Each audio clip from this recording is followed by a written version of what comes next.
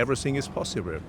Normally, you would think that he would put some sort of pressure on the European partners because they should invest much more money in armament and in the armed forces as such. That is what we expect for sure.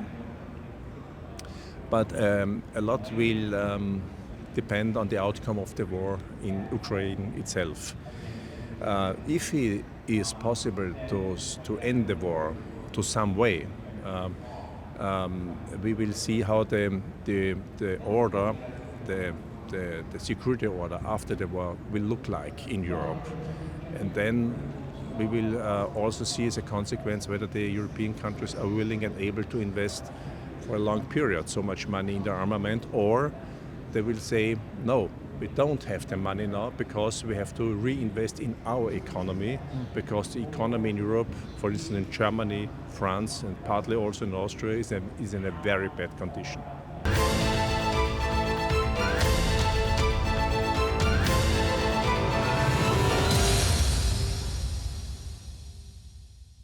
He has a strong intention to end the war because there's also a lot of investment of the United States in spending armament to Ukraine and money as such.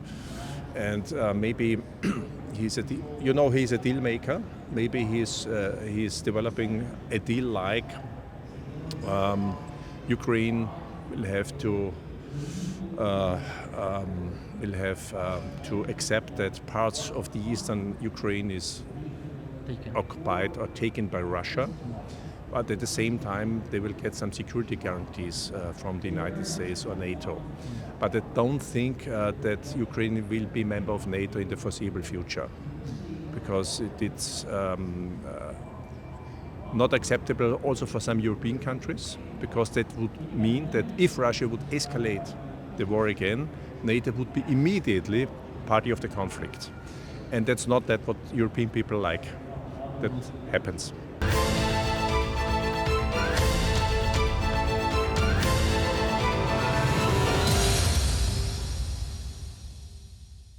Now, he has not only to listen to Donald Trump, he has to accept what Donald Trump decides on, because the Europeans cannot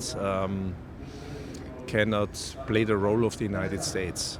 The United States will decide in how far this war goes on or will be stopped.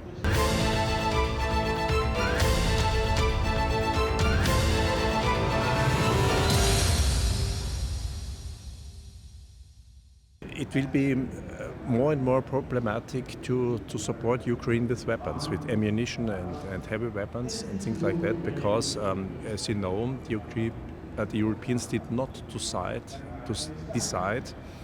to switch to a war economy. So they are now making their stocks empty, giving the Ukraine whatever they have, but they have to rebuild armaments, not only for Ukraine, but for themselves. So I think it will be more and more problematic to give support to Ukraine at the same level. I think it will not function. At the same time, Russia has switched to war economy. They have substantial industries in the huge country. And as we see, or we anticipate that during the next 2 or 3 years, Russia can conduct this kind of war at the same level. Yeah. And we don't think that Ukraine can resist for a very long time if nothing happens. Be it a massive support from the United States, or the worst case scenario for Ukraine, that the front collapses sooner or later. And this can happen.